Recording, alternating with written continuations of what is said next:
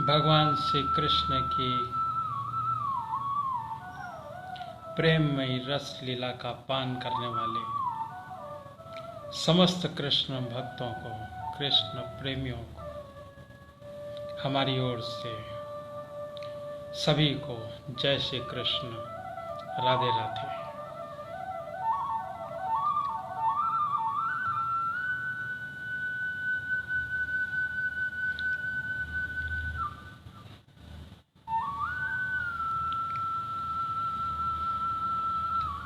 4 बजने पर श्री मंगलाचारण गुरुचारण करने के बाद पर श्रीमद् भागवत महापुराण की कथा का श्रवण करेंगे। उसके पहले भगवान श्री कृष्ण की एक छोटी सी कीर्तन।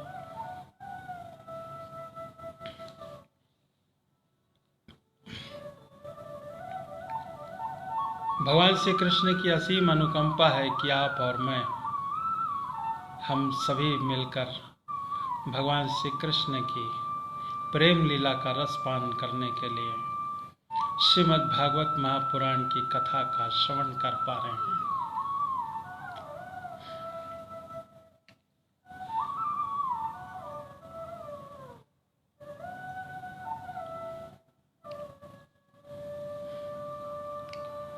सभी कृष्ण प्रेमियों को जय श्री कृष्ण, राधे राधे। मेरे नाम से चालू करो।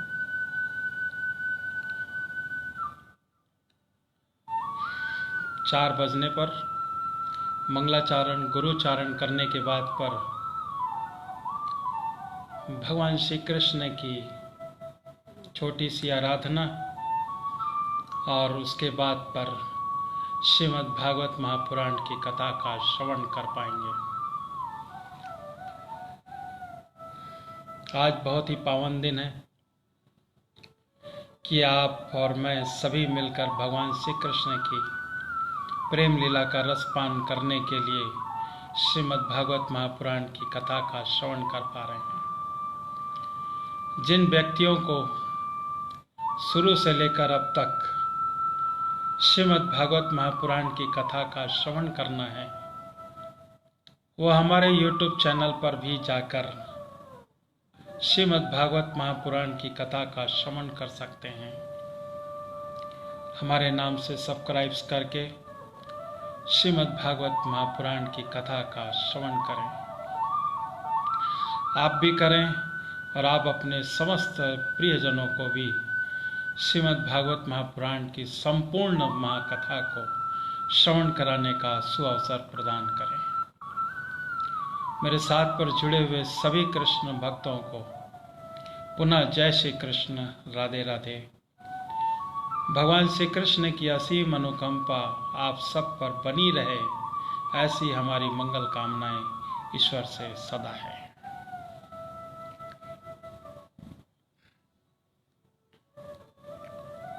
श्री कृष्ण गोविंद हरे मुरारे, हे नाथ नारायण वासुदेवाय। श्री कृष्ण गोविंद हरे मुरारे, हे नाथ नारायण वासुदेवाय। श्री कृष्ण गोविंद हरे मुरारे, हे नाथ नारायण वासुदेवाय। श्री कृष्ण गोविंद हरे मुरारे, हे नाथ नारायण वासुदेवाय। श्री कृष्ण कृष्ण गोविंद हरे मुरारे, हे नाथ नारायण वासुदेवाय।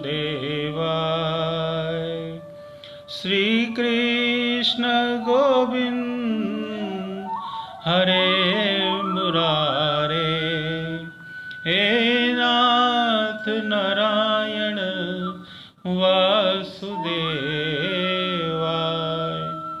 श्री कृष्ण गोविंद हरे मुरारे, हे नाथ नारायण वासुदेवाय। बोलो श्री राधा कृष्ण भगवान की जय। 4 बज रहे हैं। सभी कृष्ण प्रेमियों को जय श्री कृष्ण, राधे राधे। भगवान श्री कृष्ण आप सभी की मंगल कामनाओं को पूर्ण करें। ऐसी शुभ मंगल कामनाएं आपको हमारी आपके साथ में हैं। आइए मंगलाचारण गुरुचारण करते हैं। बोलो श्री लंबोदर महाराज की जय। बोलो श्री गणेश भगवान की जय। बोलो श्री राधा कृष्ण भगवान की जय। बोलो श्री नारायण भगवान की जय। बोलो श्री पितृदेवता की जय। तमेव मातास्य पितास्य त्वमेव बन्धो सखास्त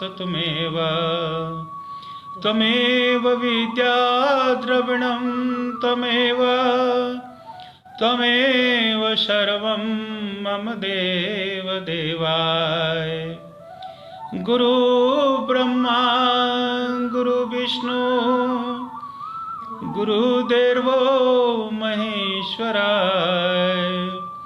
गुरु साक्षात् परब्रह्म तस्मै श्री गुरुवे नमः। मंगलम भगवान विष्णु मंगलम गरुड़ध्वज मंगलम पुंडरीकाक्षाय मंगलाय तनो हरि। वक्रतुंड महाकाय सूर्यकोटि संप्रभा निर्विघ्नं कुरुर्मदेव सर्वकार्येषु सर्वदा।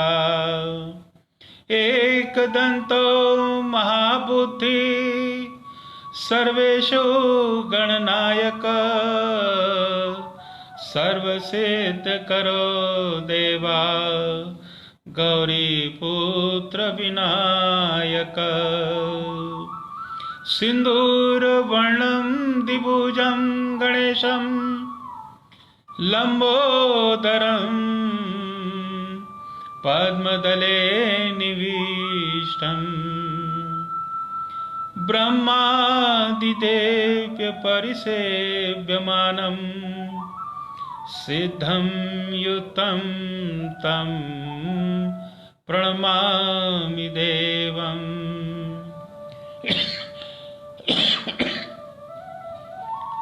कर्पूरगौरं करुणावतारं संसारसारं भुजगगेन्द्रहारं सदा वसन्तं हृदयारविन्दे भवं भवानी सहितं नमामि। भवं भवानी सहितं नमामि। ॐ शान्ताकारं भुजगशयनं पद्मनाभं सुरेशं विश्वाधारं गगनसदृशं मेघवर्णं सुभाग्यं लक्ष्मीकान्तं कमलनयनं योगनविरधानगम्यं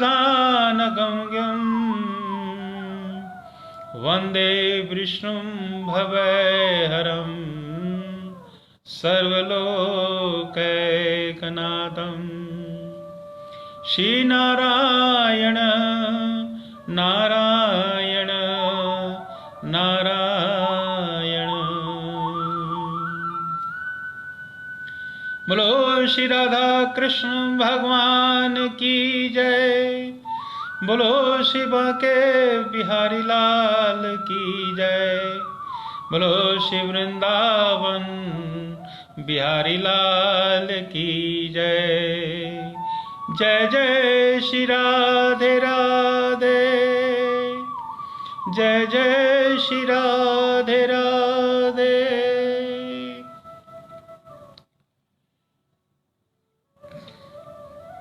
इस मंगलाचारण गुरुचारण करने के बाद पर आइए एक प्यारा सा भगवान श्री कृष्ण की जय जयकार हो जाए।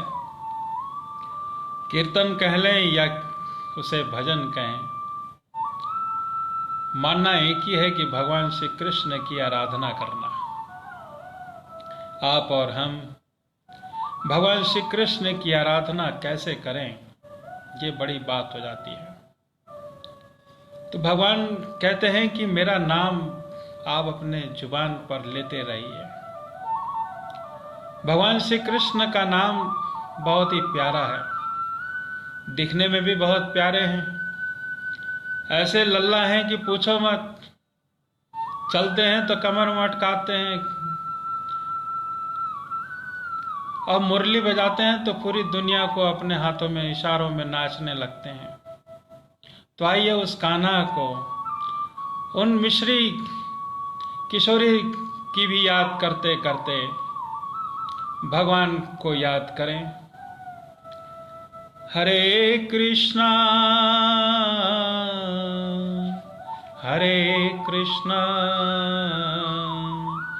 कृष्ण कृष्ण हरे हरे। जय राधे कृष्णा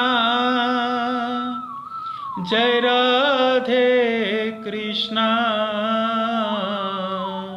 जय राधे कृष्णा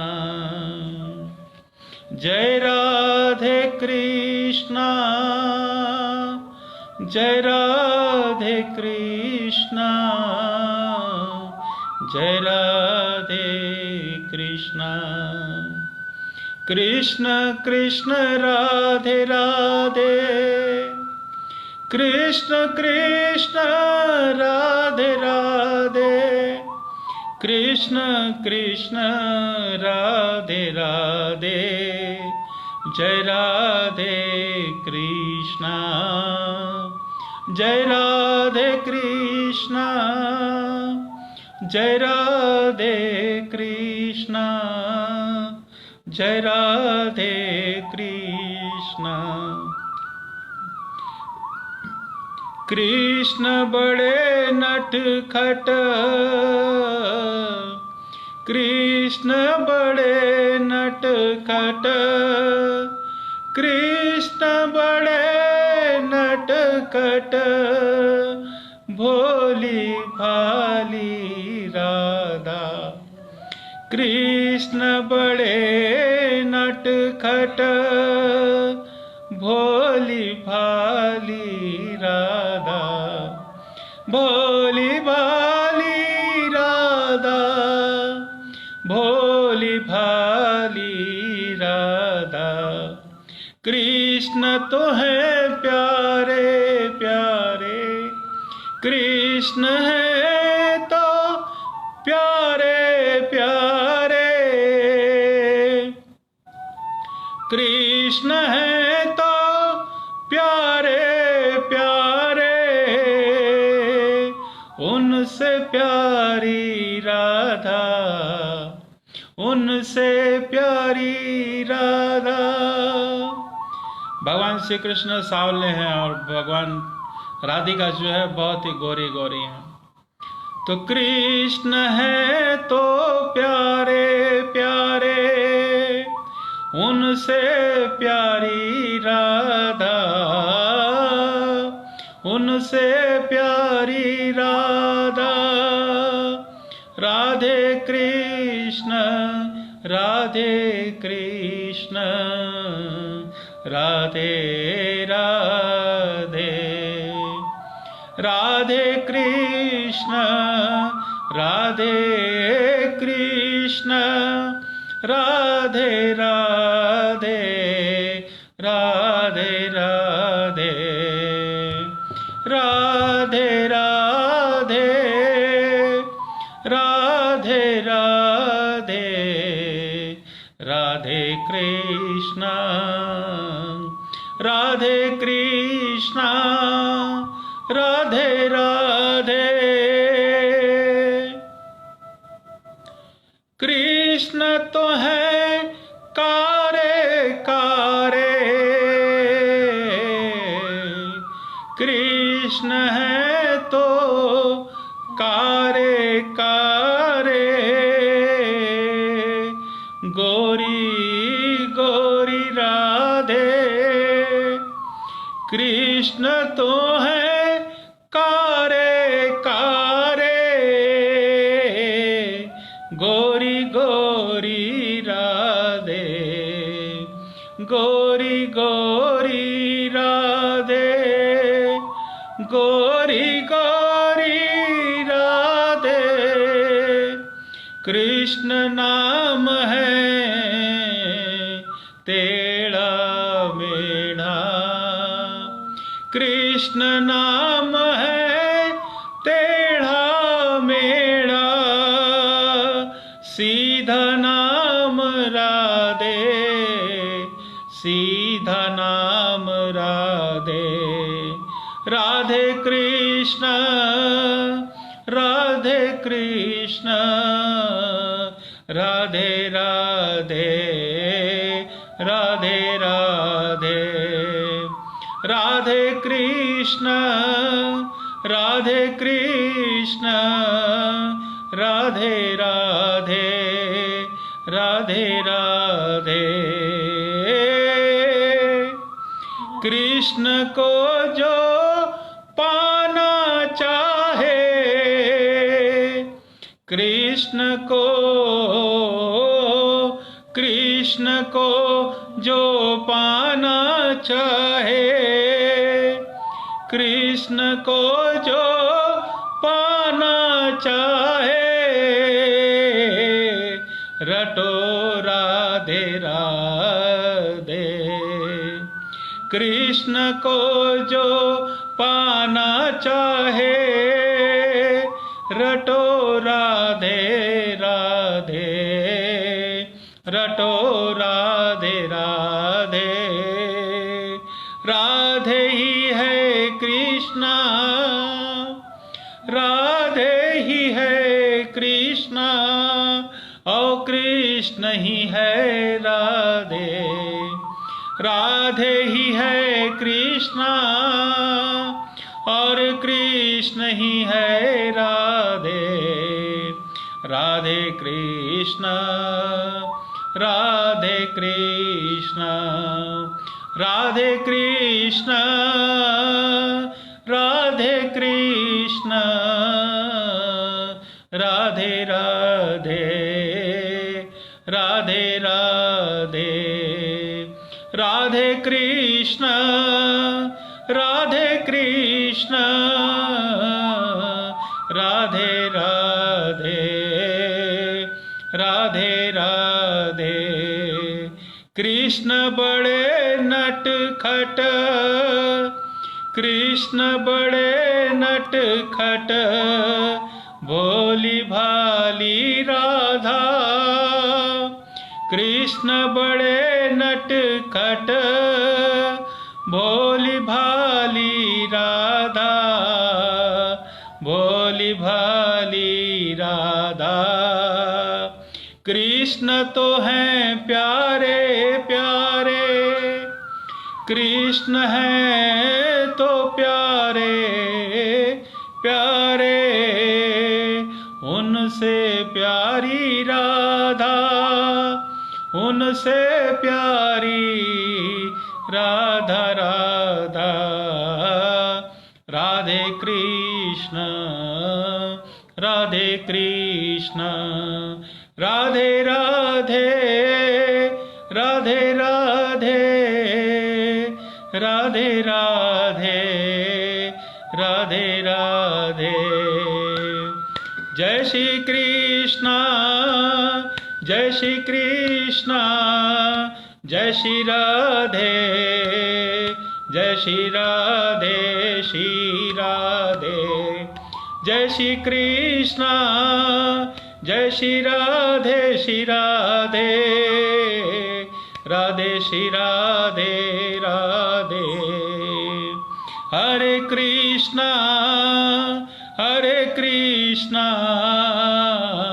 कृष्ण कृष्ण हरे हरे हरे कृष्णा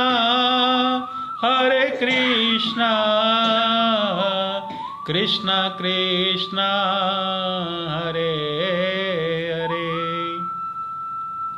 हरे राम राम राम हरे हरे। बोलो श्री वृंदावन बिहारी लाल की जय। बोलो श्री बांके बिहारी लाल की जय। बोलो जय जय श्री राधे राधे। इस प्यारा सा कीर्तन भजन के बाद पर आइए अब पढ़ते हैं श्रीमद् भागवत महापुराण की कथा का श्रवण करते हैं। मेरे साथ पर जुड़े हुए सभी कृष्ण भक्तों को जय श्री कृष्ण राधे राधे। समस्त कृष्ण भक्तों से एक निवेदन है कि आप अपने ग्रुप पर शेयर करें और कमेंट्स बॉक्स पर राधे राधे जरूर लिख के रखें। जय श्री राधे राधे। बोलो श्रीमद् भागवत महापुराण की जय। बोलो श्री नारायण भगवान की जय। जय जय श्री राधे राधे।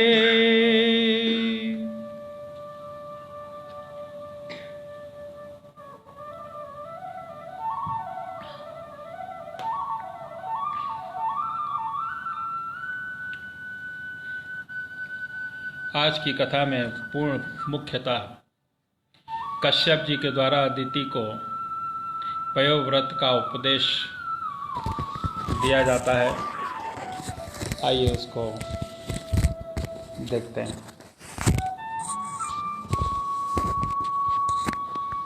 श्री नारायण नारायण श्री नारायण। बोलो श्री नारायण भगवान की जय। जय जय श्री राधे राधे।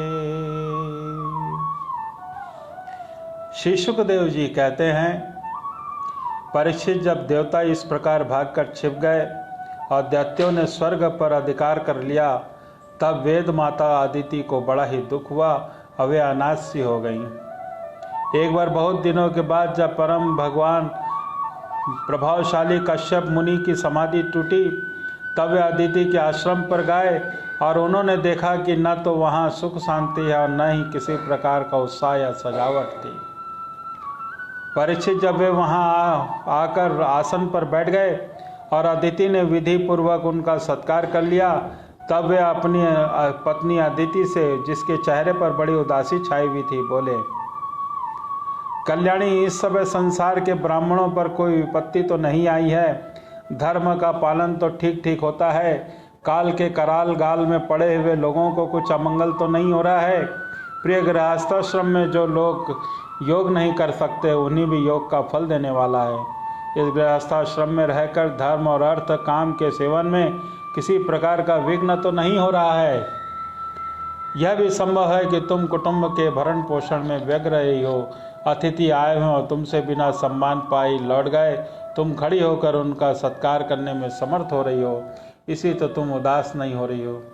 जिन घरों में आए हुए अतिथि का जल से सत्कार नहीं किया जाता वैसे ही लौट जाते हैं। वे घर अवश्य ही गिदड़ों के घर के समान हैं। प्रिय, संभव है कि मेरे बाहर चले जाने पर भी कभी तुम्हारा चित्त उग्निंग हो रहा हो, समय पर तुमने भविष्य के अग्नियों में हवन न किया हो। सर्ववेदमय भगवान के मुख हैं ब्राह्मण और अग्नि।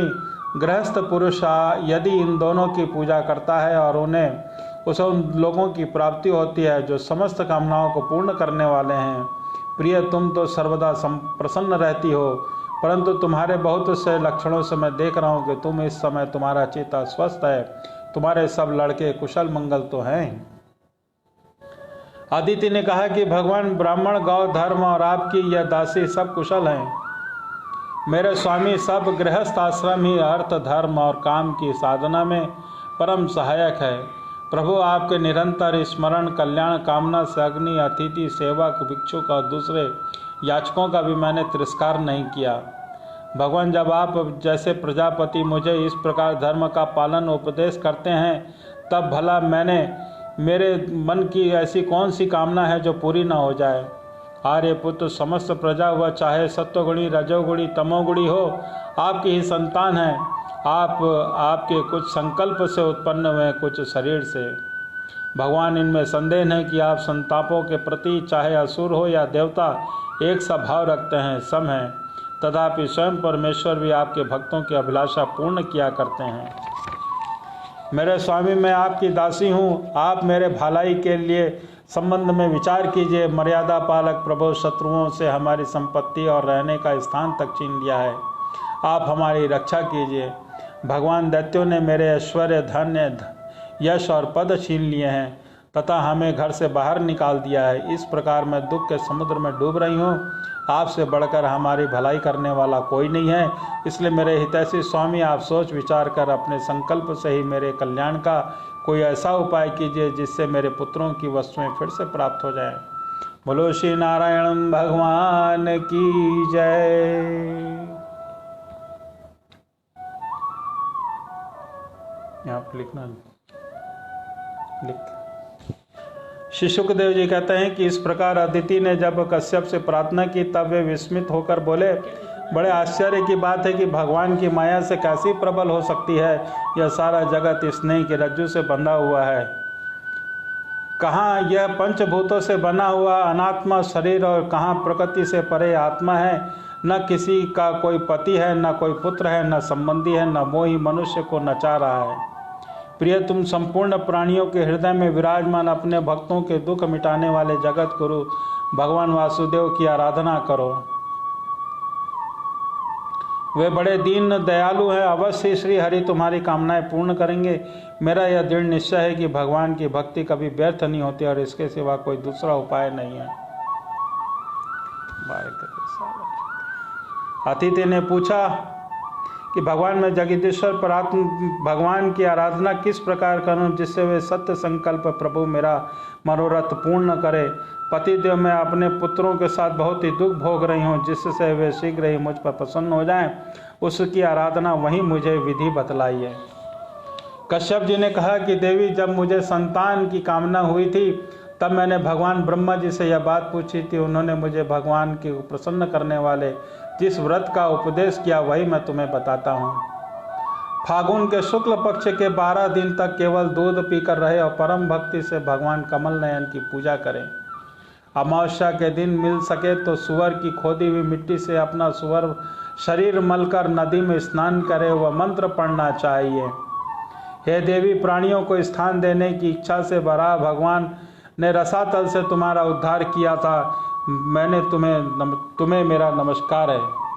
तुम मेरे पापों को नष्ट कर दो। इसके बाद अपने नित्य नैमिक नियमों को पूरा करके एकाग्र चित्त से मूर्ति, वेदी, सूर्य, जल, अग्नि और गुरुदेव के रूप में भगवान की पूजा करें। प्रभु, आप सर्वशक्तिमान हैं, अंतर्यामी हैं, आराधनीय हैं। आप समस्त प्राणी आप में और आप समस्त प्राणियों में निवास करते हैं। इसी से आपको वासुदेव कहते हैं। आप समस्त चराचर जगत और आपके कारण ही साक्षी हैं। भगवान, मेरा आपको नमस्कार है। आप व्यक्त सूक्ष्म हैं, प्रकृति पुरुष के रूप में आप ही व्यक्ति हैं। आप 24 गुणों के जानने वाले, गुणों की संख्या करने वाले सांख्य शास्त्र के प्रवर्तक हैं। आपको मेरा नमस्कार है। आप वह यज्ञ हैं जिसके प्राणी उदनी हैं। ये 2 कर्म सिर हैं, प्रातः मध्याह्न तो सायं। 3 सेवन ही 3 पाद हैं। 4 वेद 4 सिंह हैं। गायत्री आदि छंद 7 हाथ हैं। और वह धर्ममय वृषभरूप यज्ञ वेदों के द्वारा प्रतिपादित है और इसकी आत्मा स्वयं आप हैं। आपको मेरा नमस्कार है। आप ही लोक कल्याणकारी शिव और आप ही प्रलयकारी रुद्र हैं। समस्त शक्तियों को धारण करने वाले आप ही हैं। आपको मेरा बार बार नमस्कार है। आप समस्त विधाओं के अधिपति और भूतों के स्वामी हैं। आपको मेरा नमस्कार है। बोलो श्री नारायण भगवान की जय। आप ही सबके प्राण और आप ही इस जगत के स्वरूप हैं। आप इस योग के कारण तो हैं। स्वयं योग और उनसे मिलने वाला ऐश्वर्य भी आप ही हैं। आप हिरण्य गर्भ, आपके लिए मेरे नमस्कार हैं। आप अदिति अधिदेव हैं। आपके साक्षी आप ही नर नारायण ऋषि के रूप में प्रकट एवं स्वयं भगवान हैं। आपको मेरा नमस्कार है। आपका शरीर मरकत मणि के समान सांवला है। समस्त संपत्ति और सौंदर्य की देवी लक्ष्मी आपकी सेविका है। पीताम्बरधारी केशव, आपको मेरा बार बार नमस्कार है। आप सब प्रकार के वर देने वाले हैं। वर देने वालों में श्रेष्ठ हैं। अजीवों के एकमात्र वरणी हैं। यही कारण है कि धीर विवेकी पुरुष अपने कल्याण के लिए आपके चरणों की रज की उपासना करते हैं। जिनके चरण कमलों की सुगंध प्राप्त करने की लालसा से समस्त देवता और स्वयं लक्ष्मी जी भी सेवा में लगी रहती हैं, वे भगवान मुझ पर प्रसन्न हो जाएं। हे प्रिय भगवान, ऋषिकेश का आह्वान करने से पहले कर ले, फिर इन मंत्रों के द्वारा पाद आचमन आदि के साथ श्रद्धापूर्वक मन लगाकर पूजा करे। गंधमाला आदि से पूजा करके भगवान को दूध से स्नान करावे। उसके बाद वस्त्र, यज्ञोपवीत, आभूषण, पाद आचमन, गंध और धूप आदि के द्वारा 12 अक्षर मंत्र से भगवान की पूजा करे। यदि सामर्थ्य हो तो दूध में पकाए हुए तथा घी और गुड़ मिले हुए शली के चावल का नैवेद्य लगाए और उसी का 12 अक्षर मंत्र से हवन करे। उस नैवेद्य को भगवान के भक्तों में बांट दे और या स्वयं पाले। आचमन और पूजा के बाद तांबूल निवेदन करे और 108 बार 12 अक्षर का मंत्र का जाप करे और स्तुतियों के द्वारा भगवान का स्तुति करे। प्रतीक्षणा करने के बाद बड़े प्रेम और आनंद से भूमि पर लौटकर दंडवत प्रणाम करें। निर्माल्य को सिर से लगाकर देवता का विसर्जन करें। कम से कम 2 ब्राह्मणों को यथोचित रीति से खीर का भोजन करावे। दक्षिणा आदि से उनका सत्कार करे। इसके बाद उनकी आज्ञा लेकर अपने इष्ट मित्र के साथ बचे हुए अन्न को स्वयं ग्रहण करें। उस दिन ब्रह्मचर्य रहे और दूसरे दिन प्रातःकाल ही स्नान आदि करके पवित्रता पूर्वक पूर्वोक्त विधि से एकाग्र होकर भगवान की पूजा करें। इस प्रकार जब तक व्रत समाप्त न हो जाए तब तक दूध से स्नान कराकर प्रतिदिन भगवान की पूजा करें। भगवान की पूजा में आदर बुद्धि रखते हुए केवल पयोव्रती रहकर यह व्रत करना चाहिए। पूर्ववत प्रतिदिन हवन और ब्राह्मण भोजन भी कराना चाहिए। इस प्रकार पयोवती रहकर 12 दिन तक प्रतिदिन भगवान की आराधना, होम, पूजा करे तथा ब्राह्मण भोजन कराता रहे। फागुन शुक्ल प्रतिपदा से लेकर त्रयोदशी पर्यंत तक ब्रह्मचर्य से रहे। पृथ्वी पर शयन करे और तीनों समय स्नान करे। झूठ न बोले, पापियों से बात न करे, पाप की बात न करे, छोटे बड़े सब प्रकार के भोगों का त्याग कर दे, किसी भी प्राणी को किसी भी प्रकार से कष्ट न पहुँचाए, भगवान की आराधना में लगे ही रहे। त्रयोदशी के दिन विधि जानने वाले ब्राह्मणों के द्वारा शास्त्रोक्त विधि से भगवान विष्णु को पंचामृत का स्नान कराए। उस दिन धन का संकोच छोड़कर भगवान की बहुत बड़ी पूजा करनी चाहिए। दूध में खीर पकाकर विष्णु भगवान को अर्पित करना चाहिए। अत्यंत एकाग्र चित्त से उसी पकाए हुए चरु के द्वारा भगवान का यजन करना चाहिए। उनको प्रसन्न करने वाला गुण युक्त स्वादिष्ट नैवेद्य अर्पण करना चाहिए। इसके बाद ज्ञान संपन्न आचार्य त्रिजुओं को वस्त्र, आभूषण और गौ आदि देकर संतुष्ट करना चाहिए। प्रिय, इसे भी भगवान की आराधना समझना चाहिए। प्रिय आचार्य और दिग्गजों को शुद्ध, सात्विक और गुणयुक्त भोजन कराना ही चाहिए और दूसरे ब्राह्मण और आए हुए अतिथियों को भी अपनी शक्ति के अनुसार भोजन कराना चाहिए। गुरु और त्रिजों को यथा योग्य दक्षिणा देनी चाहिए। जो चंडाल आदि अपने आप को वहाँ आ गए हों तो उन सभी को दीन और अंधे असमर्थ पुरुषों को भी अन्न आदि देकर संतुष्ट करना चाहिए। जब लोग खा चुके तब उनके सत्कार को भगवान की प्रसन्नता का साधन समझते हुए अपने भाई बंधुओं का साथ स्वयं भोजन करना चाहिए।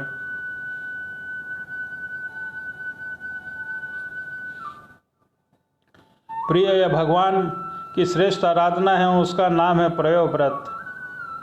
ब्रह्मा जी ने मुझे जैसा बताया था वैसे ही मैंने तुम्हें बता दिया। देवी, तुम भाग्यवती हो।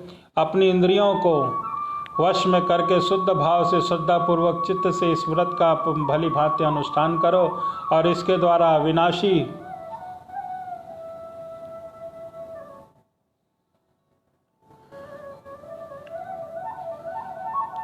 भगवान की आराधना करो।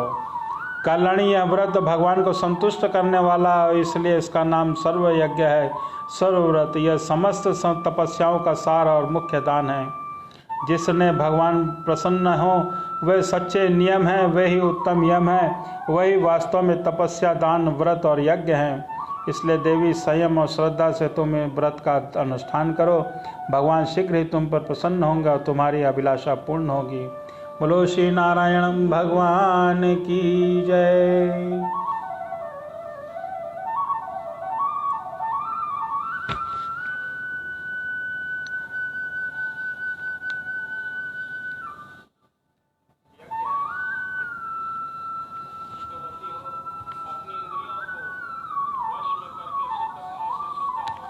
सुखदेव जी कहते हैं कि परीक्षित अपने पति देव महर्षि कश्यप जी का उपदेश प्राप्त करने के लिए अदिति ने बड़े सावधानी से 12 दिन तक व्रत का अनुष्ठान किया। बुद्धि को सारथी बनाकर मन में लगाम में उसने इंद्रप्रस्थ दुष्ट घोड़ों को अपने वश में कर लिया और एक निष्ठ बुद्धि से वह पुरुषोत्तम भगवान का चिंतन करती रही। उसने एकाग्र बुद्धि से अपने मन को सर्वात्मा भगवान वासुदेव में पूर्ण रूप से लगाकर प्रयो व्रत का अनुष्ठान किया। तब पुरुषोत्तम भगवान उसके सामने प्रकट हो गए। परीक्षित वे पीताम्बर धारण किए हुए थे, 4 भुजाएं थी और शंख चक्र गदा लिए हुए थे। अपने नेत्रों के सामने भगवान को सहसा प्रकट देखकर अदिति सादर उठकर खड़ी हुई और फिर प्रेम से विहल होकर उसने पृथ्वी पर लौटकर उसने दंडवत प्रणाम किया। फिर उठकर हाथ जोड़कर भगवान की स्तुति करने की चेष्टा की, परंतु नेत्रों में आनंद के आंसू उमड़ आए और उनसे बोला न गया। सारा शरीर पुलकित हो गया था। दर्शन के आनंद उल्लास में उसके अंग में कंप होने लगा और चुपचाप खड़ी रहीं। परीक्षित देवी अदिति और अपने प्रेम पूर्ण नेत्रों से लक्ष्मीपति विश्वपति यज्ञेश्वर भगवान को इस प्रकार देख रही थी कि मानो उन्हें ही पी जाएगी। फिर बड़े प्रेम से गदगद वाणी से धीरे धीरे उसने भगवान की स्तुति की। अदिति ने कहा कि जब आप यज्ञ के स्वामी हैं और स्वयं यज्ञ के आप ही हैं, आपके चरण कमलों का आश्रय लेकर भव सागर से तर जाते हैं। आपके यश कीर्तन का श्रवण भी संसार के तारने वाला है। आपके नामों के श्रवण मात्र से ही कल्याण हो जाता है। आदि पुरुष जो आपकी शरण में आ जाता है उनकी सारी विपत्तियों का नाश कर देते हैं। आप दीनों के स्वामी हैं, आप हमारा कल्याण कीजिए। आप विश्व की उत्पत्ति, स्थिति और प्रलय के कारण हैं। विश्व रूप में भी आप ही हैं और अनंत होने पर भी आप स्वच्छंदता से आप अनेक शक्ति और गुणों को स्वीकार कर देते हैं। आप सदा अपने स्वरूप में ही स्थित रहते हैं। नित्य निरंतर बढ़ते हुए बोध कर्म के द्वारा आप हृदय के अंधकार को नष्ट करते रहते हैं। भगवान, मैं आपको नमस्कार करती हूँ। प्रभु अनंत, जब आप प्रसन्न हो जाते हैं तब मनुष्यों को ब्रह्मा जी की दीर्घ आयु और उनके समान दिव्य शरीर, प्रत्येक अभिष्ट वस्तु, अतुलित धन, स्वर्ग, पृथ्वी, पाताल, योग की समस्त सिद्धियाँ, अर्थ, धर्म, काम रूप त्रिलोक, त्रिवर्ग, केवल ज्ञान तक का प्राप्त हो जाता है। फिर शत्रुओं पर विजय प्राप्त करना आदि छोटी छोटी कामनाएं हैं जो संबंध में कहना ही क्या होता है। बोलो श्री नारायण भगवान की जय। सोनू को बोल दो थोड़ा। श्री सुखदेव जी कहते हैं कि परीक्षित, जब अदिति ने इस प्रकार कमल नयन भगवान की स्तुति की तब समस्त प्राणियों के हृदय में रहकर उनकी गतिविधि जानने वाले भगवान ने यह बात कही। श्री भगवान ने कहा कि देवताओं की जननी अदिति, तुम्हारी चिरकालीन अभिलाषा को मैं जानता हूँ। शत्रुओं ने तुम्हारे पुत्रों की संपत्ति छीन ली है, उन्हें उनके लोग स्वर्ग में खदेड़ दिया है। तुम चाहती हो कि युद्ध में तुम्हारे पुत्र उन मतवाले और बलि असुरों को जीतकर विजय लक्ष्मी प्राप्त करें, तब तुम उनके साथ भगवान की उपासना करो। तुम्हारी इच्छा यह भी है कि तुम्हारे इंद्रादि पुत्र जब शत्रुओं को मार डाले, तब उनकी रोती हुई दुखी स्त्रियों को उनकी आंखों में देख सको। अदिति, तुम चाहती हो कि तुम्हारे पुत्र धन शक्ति से समृद्ध हो जाएं, उनकी कीर्ति और ऐश्वर्य फिर उससे प्राप्त हो जाएं, वे स्वर्ग अधिकार जमाकर पूर्ववत विहार करें। परंतु देवी, ये असुर सेनापति इस समय जीते नहीं जा सकते। मेरा ऐसा निश्चय है, क्योंकि ईश्वर और ब्राह्मण उस समय उनके अनुकूल हैं। इस समय उनके साथ यदि लड़ाई छेड़ी जाएगी तो उनके सुख मिलने की आशा नहीं है। फिर भी देवी, तुम्हारे इस व्रत के अनुष्ठान से मैं बहुत प्रसन्न हूँ, इसलिए मुझे इस संबंध में कोई न कोई उपाय सोचना ही पड़ेगा, क्योंकि मेरी आराधना व्यर्थ तो होनी नहीं चाहिए, उससे श्रद्धा के अनुसार फल अवश्य मिलता है। तुमने अपने पुत्रों की रक्षा के लिए विधि पूर्वक प्रयोगवत्र से मेरी पूजा और स्तुति की है, अतः मैं अंश रूप से कश्यप के वीर्य में प्रवेश करूंगा और तुम्हारा पुत्र बनकर तुम्हारी संतान की रक्षा करूंगा। कल्याणी, तुम अपने पति कश्यप में मुझे इसी रूप में स्थित देखोगे। उन निष्पाप प्रजापति की सेवा करो। देवी, देखो, किसी के पूछने पर भी यह बात दूसरे को मत बतलाना। देवताओं का रहस्य जितना गुप्त रहता है उतना ही सफल होता है। बोलो श्री नारायण भगवान की जय। श्री सुखदेव जी कहते हैं, इतना कहकर भगवान वही अंतर ध्यान हो गए। उस समय अदिति का यह जानकर कि स्वयं भगवान मेरे गर्भ से जन्म लेंगे, अपनी कृत्य के अनुभव करने लगी। भला यह कितना दुर्लभ बात है। वह मेरे बड़े प्रेम से अपने पति देव कश्यप की सेवा करने लगी। कश्यप जी सत्यदर्शी थे, उन्होंने नेत्रों से कोई बात छिपी न थी। उन्होंने समाधि योग से उन्होंने जान लिया कि भगवान कंस मेरे अंदर प्रविष्ट हो गया है। जैसे वायु काठ में अग्नि का आधान करती है, वैसे ही कश्यप जी समाहित चित्त से अपनी तपस्या के द्वारा चित्त संचित वीर्य का अदिति में आधान किया। जब ब्रह्मा जी को यह बात मालूम हुई कि अदिति के गर्भ से स्वयं अविनाशी भगवान आए हुए हैं, तब भगवान के रहस्यमय नामों में उनकी स्तुति करने लगे।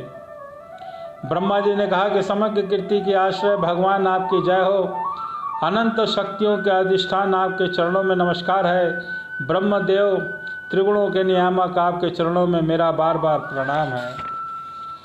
पुष्णी के पुत्र रूप में उत्पन्न होने वाले, वेदों के समस्त ज्ञान और अपने अंदर रखने वाले प्रभु, वास्तव में आपके ही सबके विधाता हैं। आपको बार बार नमस्कार करता हूँ। ये तीनों लोग आपकी नाभि में स्थित हैं। तीनों लोकों में परे बैकुंठ में आप निवास करते हैं। जीवों में अंतःकरण में आप सर्वदा विराजमान रहते हैं। ऐसे सर्वव्यापक विष्णु को मैं नमस्कार करता हूँ। प्रभु, आप ही संसार के आदि अंत और इसलिए मध्य भी यही हैं।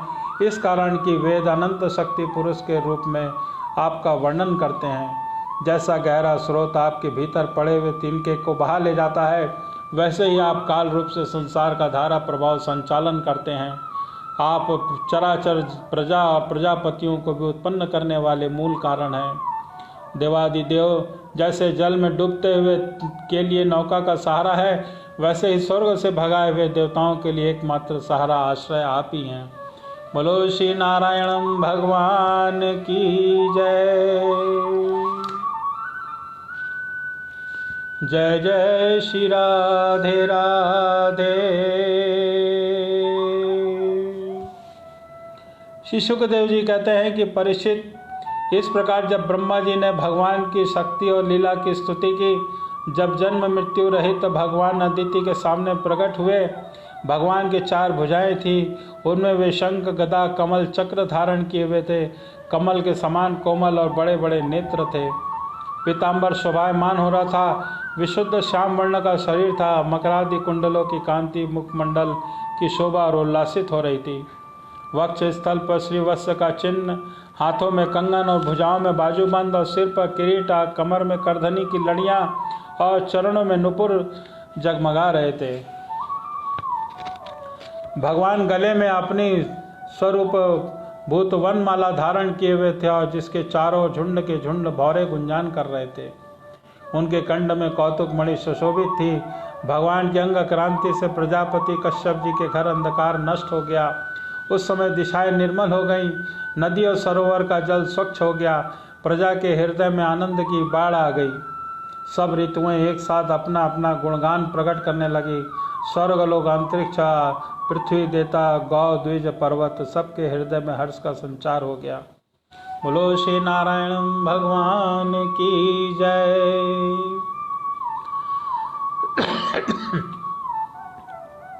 परीक्षित, जिस समय भगवान ने जन्म ग्रहण किया उस समय चंद्रमा श्रवण नक्षत्र पे थे। भाद्र मास के शुक्ल पक्ष की श्रवणा नक्षत्र वाली द्वादशी थी।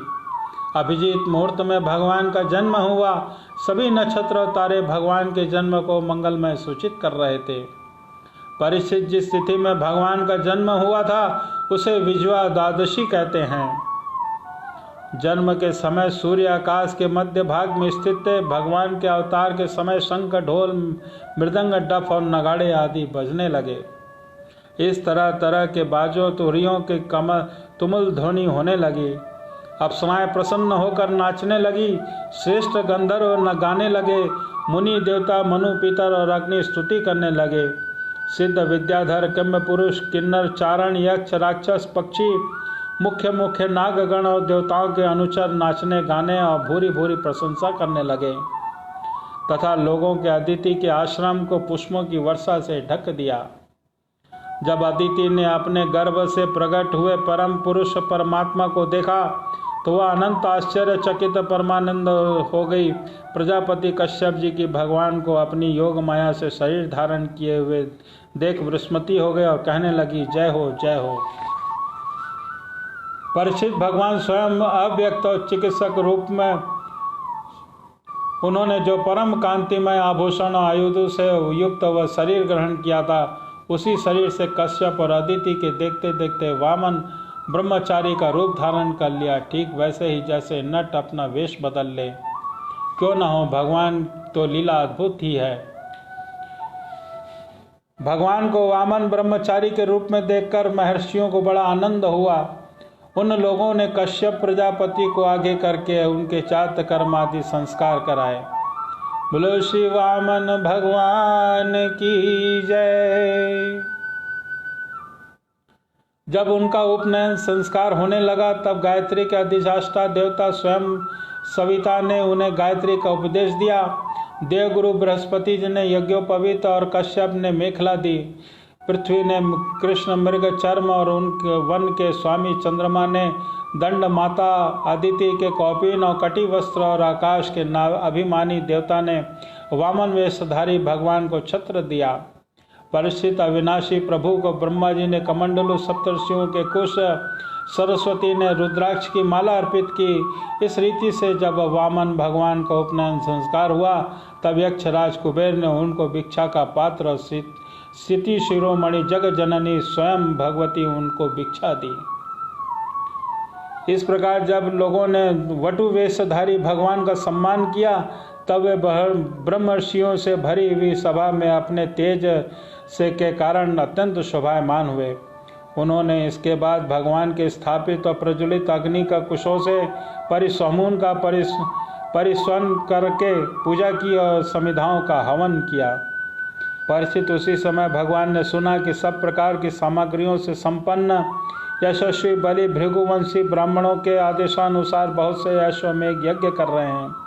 तब उन्होंने वहां के लिए यात्रा की। भगवान समस्त शक्तियों से युक्त हैं।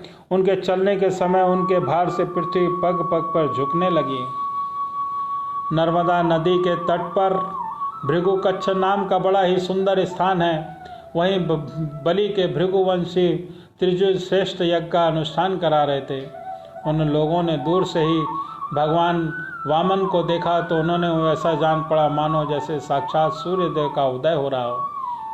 परीक्षित, भगवान वामन के तेज से त्रिविजय यजमान और सदस्य सब के सब निस्तेज हो गए।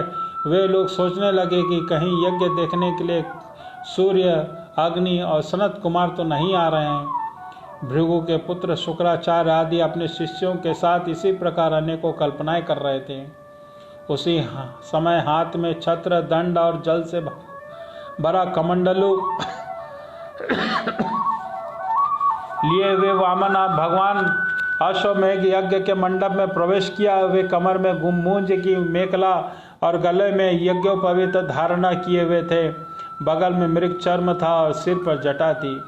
इसी प्रकार बौने ब्राह्मण के वेश में अपनी माया से ब्रह्मचारी बने हुए भगवान ने जब उनके यज्ञ मंडल में प्रवेश किया, तब भृगुवंशी ब्राह्मण उन्हें देखकर अपने शिष्यों के साथ उनके तेज से प्रभावित एवं निष्प्रय हो गए।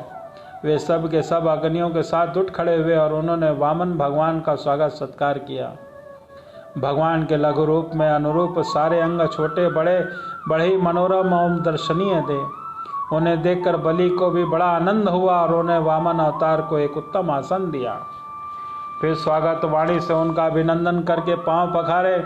संग रहित महापुरुषों को अत्यंत मनोहर लगने वाले वामन भगवान की पूजा की और भगवान के चरण कमलों का धोवन परम मंगलमय है। उससे जीवों के सारे पाप धुल जाते हैं। स्वयं देवादिदेव चंद्रमौली भगवान शंकर ने अत्यंत भक्ति भाव से अपने सिर पर धारण किया था। आज वही चरणामृत धर्म के मर्मज्ञ राजा बलि को प्राप्त हुआ। उन्होंने बड़े प्रेम से उसे अपने मस्तक पर रखा। बोलो श्री नारायण भगवान की जय।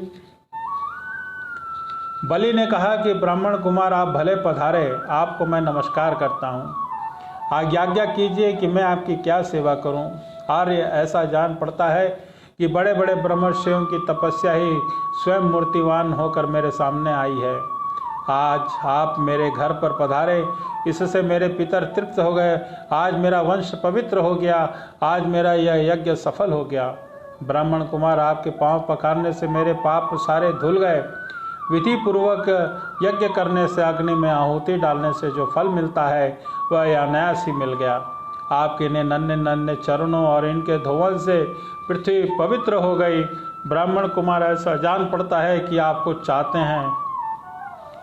परम पूज्य ब्रह्मचारी जी, आप जो चाहते हैं, गाय, सोना, सामग्री से सुसज्जित घर, पवित्र अन्न, पीने की वस्तु, विवाह के लिए ब्राह्मण की कन्या, संपत्तियों से भरे हुए गांव, हाथी, घोड़े, रथ, सब कुछ आपको मुझसे मांग लीजिए। मैं अवश्य ही मुझसे मांग लीजिए, मैं आपको अवश्य दूंगा।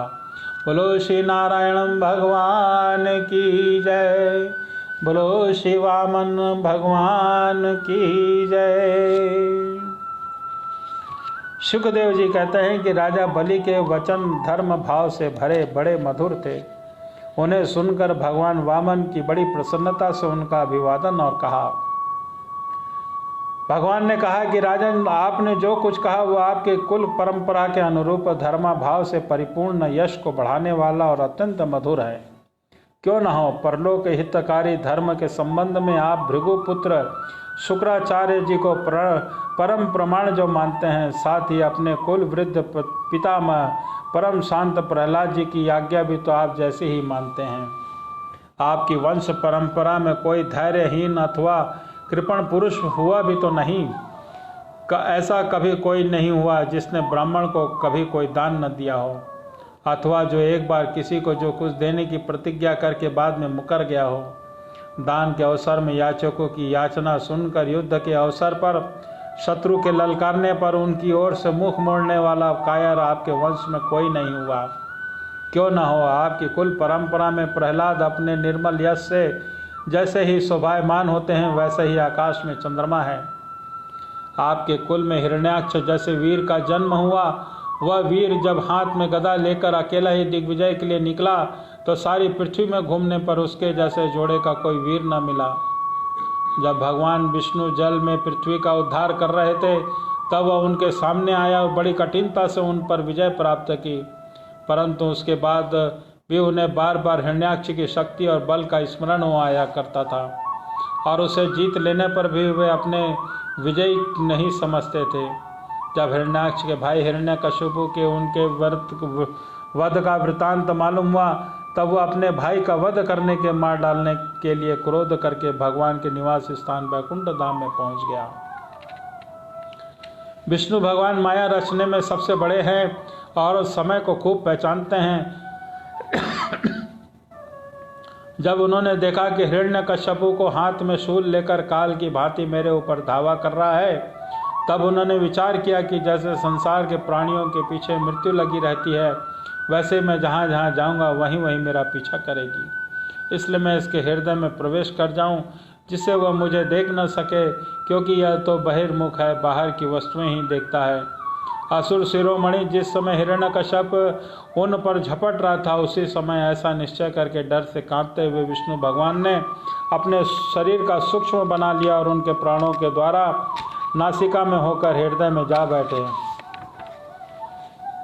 हिरण्यकश्यप ने उनके लोक को भली भांति छान डाला और उनका पता कहीं न चला। इस पर क्रोधित होकर वह सिंहनाद करने लगा।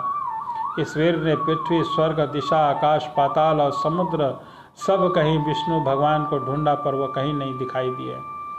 उनको न कहीं न देखकर वह कहने लगा, मैंने सारा जगत छान डाला परंतु वह मिला नहीं। अवश्य वह भ्रातघाती इस लोक में चला गया, जहाँ जाकर फिर लौटना नहीं होता। बस अब उसे वैर भाव रखने की आवश्यकता नहीं है, क्योंकि वैर तो देह के साथ ही समाप्त हो जाता है। क्रोध का कारण अज्ञान है और अहंकार कैसे उसकी वृद्धि होती है। राजन, अपने पिता प्रहलाद नंदन विरोचन बड़े ही ब्राह्मण भक्त थे। यहाँ तक कि उन्हें शत्रु देवताओं ने ब्राह्मणों का वेश बनाकर उनकी आयु का दान मांगा, तो उन्होंने ब्राह्मणों के छल को जानते हुए भी अपनी आयु दे डाली। आप भी उसी धर्म का आचरण करते हैं जिसका शुक्राचार्य आदि गृहस्थ ब्राह्मण आपके पूर्वज प्रहलाद और दूसरे यशस्वी वीरों ने पालन किया है। दयेंद्र, आप मुँह मांगी वस्तु देने वाले में श्रेष्ठ हैं। इसी से आप में थोड़ी सी पृथ्वी केवल अपने पैरों से 3 डग मांगता हूँ। माना कि आप सारे जगत के स्वामी हैं, बड़े उदार हैं, फिर भी आपसे अधिक नहीं चाहता। विद्वान पुरुष को केवल अपनी आवश्यकता के अनुसार ही दान स्वीकार करना चाहिए, इससे वह प्रतिग्रहण पाप से बच जाता है। बोलो श्री नारायण भगवान की जय।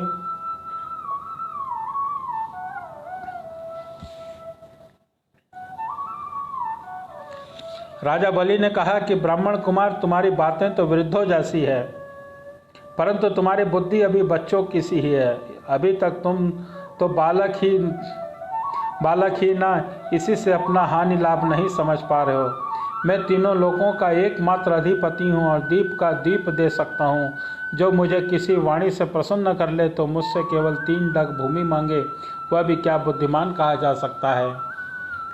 ब्रह्मचारी जी, जो आप एक बार कुछ मांगने के लिए मेरे पास आ गया, फिर कभी किसी कुछ मांगने की आवश्यकता नहीं पड़ेगी। अतः अपनी जीविका चलाने के लिए मैं तुम्हें जितनी भूमि की आवश्यकता हो उतनी मुझसे मांग लो।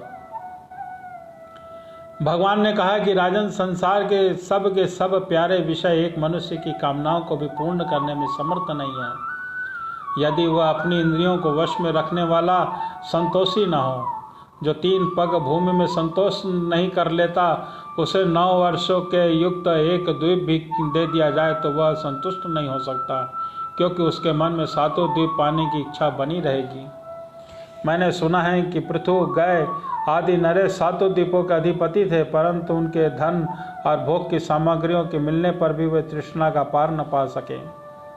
जो कुछ प्रारब्ध से मिल जाए उसी से संतुष्ट रहने वाला पुरुष अपना जीवन सुख से व्यतीत करता है, परंतु अपनी इंद्रियों को वश में न रखने वाला लोगों पर राज्य पाने का दुखी ही रहता है, क्योंकि उनके हृदय में संतोष की आग धधकती रहती है। धन और भोगों से असंतोष न होना जीव के जन्म मृत्यु के चक्कर में गिरने का कारण है, तथा जो कुछ प्राप्त हो जाए उसी में संतोष कर लेना मुक्ति का कारण है। जो ब्राह्मण स्वयं प्रकाश वस्तु से संतुष्ट हो रहता है, उसके तेज की वृद्धि होती है और उसके असंतोषी होने पर उसके तेज जैसे शांत हो जाता है, जैसे जल से अग्नि होती है। इसमें संदेह नहीं कि आप मुँह मांगी वस्तु देने वालों में शिरोमणि हैं, इसलिए कि मैं आपसे केवल 3 पग भूमि ही मांगता हूँ, इतने में मेरा काम बन जाएगा। धन उतना ही संग्रह करना चाहिए जितनी की आवश्यकता हो। शुकदेव जी कहते हैं, भगवान ने इस प्रकार कहने पर राजा बलि हंसे और उन्होंने कहा कि अच्छी बात है, जितनी तुम्हारी इच्छा हो उतनी ही ले लो। यूँ कहकर वामन भगवान को 3 पग भूमि का संकल्प करने के लिए उन्होंने जल पात्र उठाया। शुक्राचार्य जी सब कुछ जानते तो उन्होंने भगवान की लीला भी छिपी नहीं थी। उन्होंने राजा बलि को पृथ्वी देने के लिए तैयार होकर उनसे कुछ कहा। शुक्राचार्य जी ने कहा, विरोचन कुमार, ये स्वयं अविनाशी भगवान विष्णु हैं। देवताओं का काम बनाने के लिए कश्यप की पत्नी अदिति के गर्भ से अवतीर्ण हुए हैं। तुमने यह अनर्थ न जानकर कि मेरा सब कुछ छीन लेंगे, इन्हें दान देने की प्रतिज्ञा कर ली है। यह तो दैत्यों पर बड़ा अन्याय होने जा रहा है, इसे मैं ठीक नहीं समझता। स्वयं भगवान ही अपनी योग माया से यह ब्रह्मचारी बनकर बैठे हुए हैं। यह तुम्हारा राज, ऐश्वर्य, लक्ष्मी, तेज और विश्वविख्याति कीर्ति, इन सब को तुमसे छीन कर इंद्र को दे देंगे। यह विश्वरूप 3 पग में सारे लोगों को नाप लेंगे। मूर्ख, तुम जितना सर्वव्यापी विष्णु को दे डालोगे तो वह तुम्हारा जीवन निर्वाह कैसे होगा। ये विश्वव्यापक भगवान एक पग में पृथ्वी और दूसरे पग में स्वर्ग को नाप लेंगे। इनके विशाल शरीर से आकाश भर जाएगा, तब इनका तीसरा पग कहाँ जाएगा। तुम उसे पूरा न कर सकोगे। ऐसी दशा में मैं समझता हूँ कि प्रतिज्ञा करने पर पूरा न कर पाने के कारण तुम्हें नरक में जाना पड़ेगा, क्योंकि तुम अपनी की भी प्रतिज्ञा पूर्ण करने में सर्वथा असमर्थ रहोगे। विद्वान पुरुष उसकी दान की प्रशंसा नहीं करते जिसके बाद जीवन निर्वाह के लिए कुछ न बचे। जिसका जीवन निर्वाह ठीक ठीक चलता है उसी संसार में दान, यज्ञ, तप और परोपकार के कर्म करता रहता है।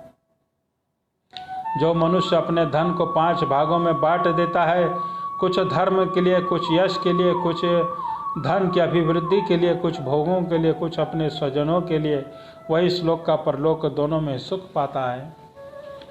बोलो श्री नारायण भगवान की जय।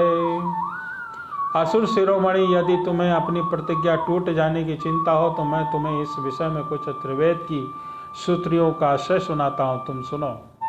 श्रुति कहती है कि किसी को कुछ देने की बात स्वीकार कर लेना सत्य है और नकार जाना अर्थात अस्वीकार कर देना असत्य है। यह शरीर एक वृक्ष है और यह सत्य है, इसका फल फूल है। परंतु यदि वृक्ष न रहे तो फल फूल कैसे सकते हैं, क्योंकि नकार जाना और दूसरी वस्तु को न देना, दूसरे शब्दों में अपना संग्रह बचाए रखना, यही शरीर रूप वृक्ष का मूल है। जैसे जड़ न रहने पर सूख कर थोड़े दिनों में गिर जाता है, उसी प्रकार यदि धन देने से अस्वीकार न किया जाए तो यह जीवन सूख जाता है। इसमें संदेह नहीं है कि हाँ मैं दूंगा, यह कहकर वाक्य को धन को दूर हटा देता है। इसलिए इसका उच्चारण अपूर्ण अर्थात धन को खाली कर देने वाला है। यही कारण है कि जो पुरुष हाँ मैं दूंगा ऐसा कहता है वह धन से खाली हो जाता है। जो याचक को सब कुछ स्वीकार कर लेता है वह अपने लिए भोग की सामग्री नहीं रख सकता। इसके विपरीत मैं नहीं दूंगा, यह जो अस्वीकारात्मक असत्य है वह अपने धन को सुरक्षित रखने और पूर्ण करने वाला है। परंतु ऐसा सब कुछ समय नहीं करना चाहिए। जो सब से सभी वस्तुओं के लिए नहीं करता रहता उसकी अपकीर्ति हो जाती है। यह तो जीवित रहने पर भी मृतक के समान ही। स्त्रियों को प्रसन्न करने के लिए हास परिहास में, विवाह में, कन्या आदि की प्रशंसा करते रहे समय, अपनी जीविका रक्षा के लिए, प्राण संकट उपस्थित होने पर, गौ ब्राह्मण के हित के लिए, किसी मृत्यु को बचाने के लिए असत्य भाषण देना ही उतना ही निंदनीय नहीं है। बोलो श्री नारायण भगवान की जय। गोविंद जय जय, गोपाल जय जय, गोविंद जय जय, गोपाल जय जय, राधा रमण हरि गोविंद जय जय। भगवान वामन अवतार में बलि से 3 पग की भूमि मांगते हैं। इस कथा का पूर्ण विवरण हम करेंगे। आइए पहले भगवान श्री राधा कृष्ण की गुणगान करें, भजन करें, कीर्तन करें। राधे गोविंद बनवारी, राधे गोविंद बनवारी, राधे गोविंद बनवारी, भज मन कृष्ण मुरारी, भज मन कृष्ण मुरारी। राधे गोविंद बनवारी, राधे गोविंद बनवारी, भज मन कृष्ण मुरारी, भज मन कृष्ण मुरारी।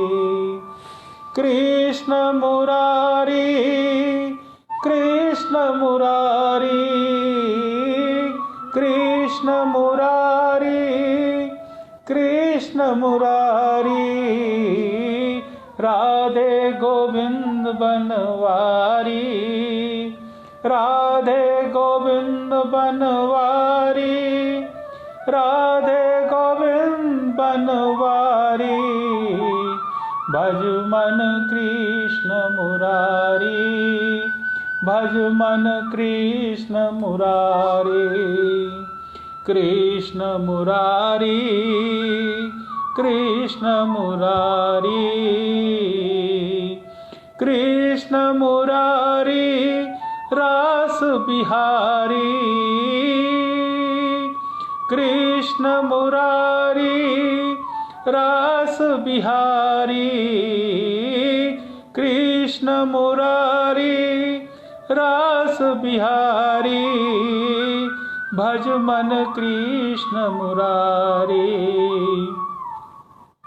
भज मन कृष्ण मुरारी, भज मन कृष्ण मुरारी।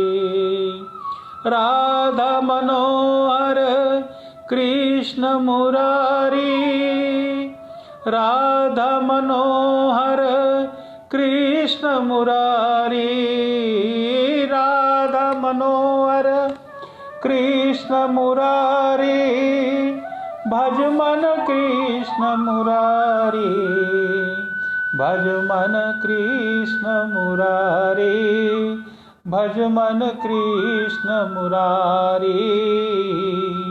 राधे गोविंद बनवारी, राधे गोविंद बनवारी, भज मन कृष्ण मुरारी, भज मन कृष्ण मुरारी। कृष्ण मुरारी, कृष्ण मुरारी, मधुर मुरलीधर मुरारी, मधुर मुरलीधर मुरारी,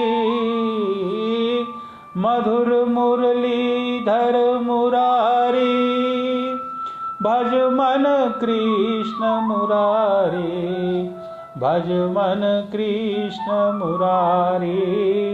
राधे गोविंद बनवारी, राधे गोविंद बनवारी, राधे गोविंद बनवारी, भज मन कृष्ण मुरारी, भज मन कृष्ण मुरारी।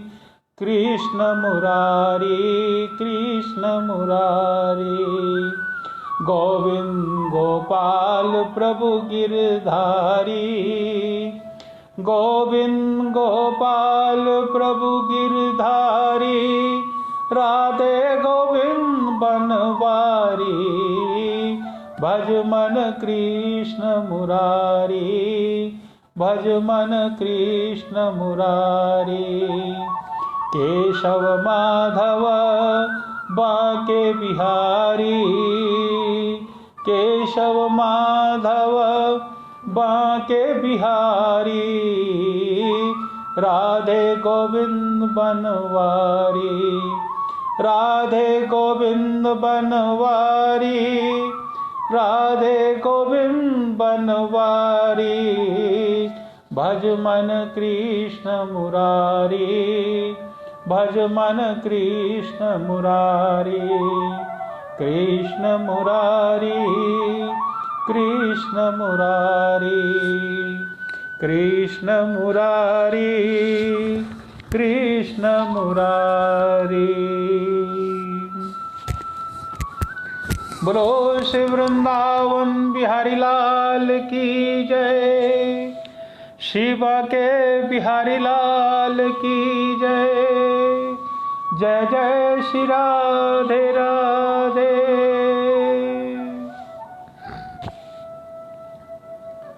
श्रीमद् भागवत महापुराण की कथा का श्रवण करने वाले सभी कृष्ण भक्तों को जय श्री कृष्ण, राधे राधे। आज की कथा को हम यहीं पे विराम करते हैं। कल की कथा में वामन अवतार का 3 पग भूमि का दान देना और भगवान का दान लेना कल की कथा पे पूर्ण रूप से विवेचन होगा। तब तक के लिए सभी को जय श्री कृष्ण, राधे राधे। श्री नारायण श्री नारायण